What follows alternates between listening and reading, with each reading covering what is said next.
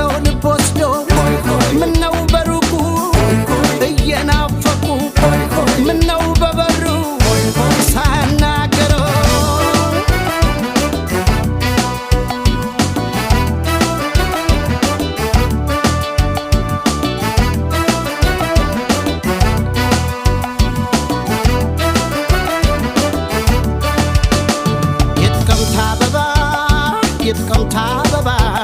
የጥቅምት አበባ